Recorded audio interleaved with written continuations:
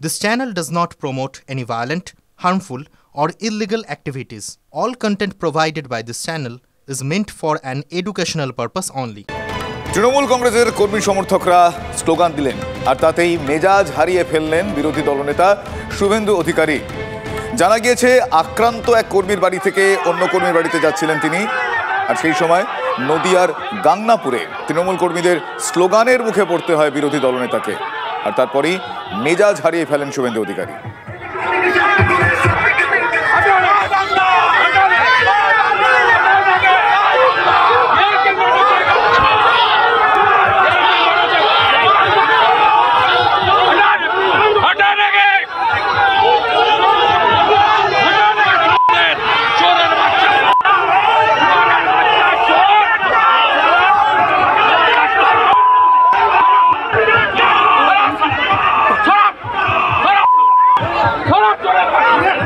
দেখছেন সেই সময়কার ছবি, কিভাবে জুতো হাতে তুলে মারমুখী হয়ে উঠলেন, মেজাজ হারালেন বিধানসভার বিরোধী দলনেতা শুভেন্দু অধিকারী।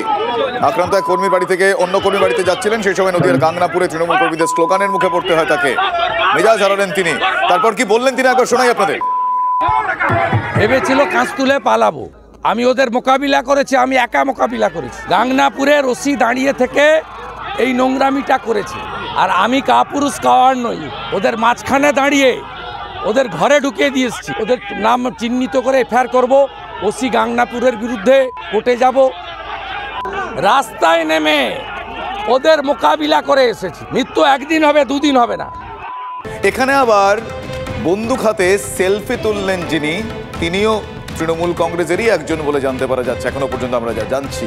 এবং এক্ষেত্রে এই ঘটনা ঘটার পর বিরোধীরা, বিশেষ করে বিজেপি, এই বিষয়টা হাতছাড়া করবে তা তো কখনো হতে পারে না। আর অর্জুন সিং কি বললেন? অর্জুন সিং বললেন শাসক দলের সান্নিধ্যে থাকলে বন্দুক পাওয়ার নাকি লাইসেন্স পেয়ে যান তারা। একটু দেখুন বিস্তারিত।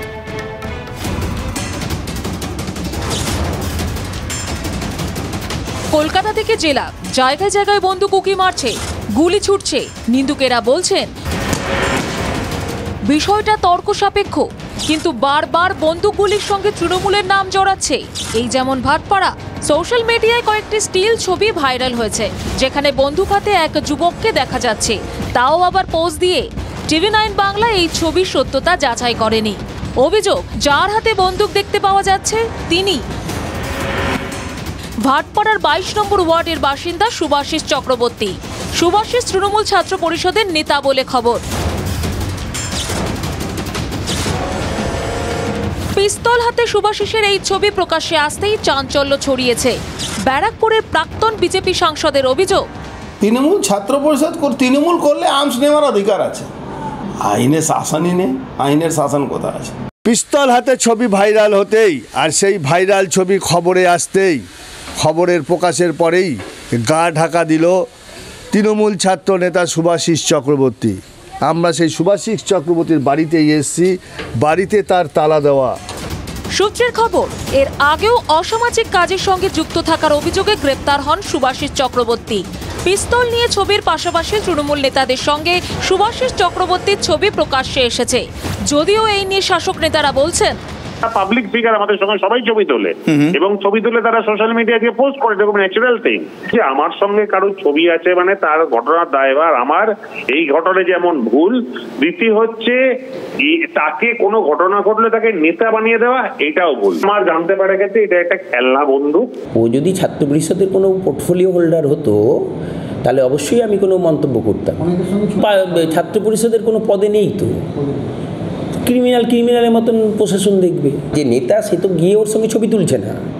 এরা বরাবরই এইসব সুযোগ সন্ধানী একটা মুডে থাকে, যে নেতা গেল সঙ্গে ছবি তুলে আর সেলফি নিয়ে ছেড়ে দিল বাজার।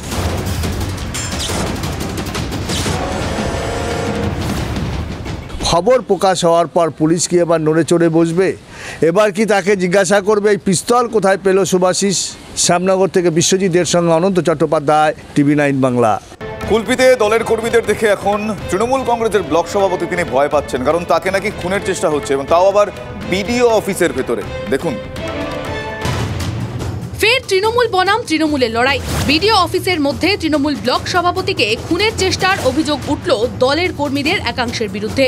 দক্ষিণ 24 পরগনার কুলপিতে তৃণমূলের কোন্দল ঘিরে তুমুল শোরগোল। বৃহস্পতিবার বিডিও অফিসে পঞ্চায়েত সমিতির স্থায়ী কমিটির বৈঠক ছিল। বৈঠকের পর ঘরে চলে যান পঞ্চায়েত সমিতির শিক্ষা কর্মাধ্যক্ষ সুপ্রিয় হালদার।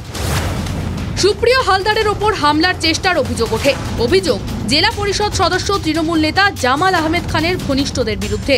ওই সময় বিধায়ক থাকলেও তিনি কোনো গুরুত্ব দেননি বলে অভিযোগ সুপ্রিয়র। নিরাপত্তা কর্মীদের চেষ্টায় কোনো মতে প্রাণে বাঁচেন দাবি সুপ্রিয়র। আমার মাননীয় বিধায়ক সাহেবকে আমি এটা ফোনে জানিয়েছি। আমি বললাম যে রাজনীতিতে এরকম কোনোদিন কুলপিতে ছিল না, এটা হঠাৎ করে আমার প্রাণে মারার চক্রান্ত হচ্ছে কেন? তখন উনি আমাকে একটাই কথা উত্তর দিয়েছেন, আমি এসব বিষয়ে কিছু জানি না, কিছু বলতে পারবো না।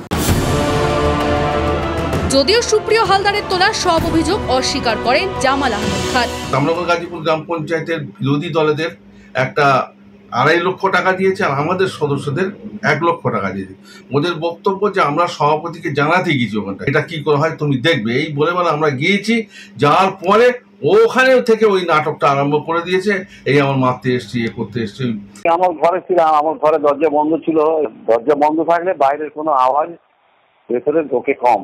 বিডিও অফিসে কেউ ফোন করতে যায়, এরকম হয় তো সিসিটিভি লাগানো আছে, আপনি দেখে নিয়ে ব্যবস্থা নিন।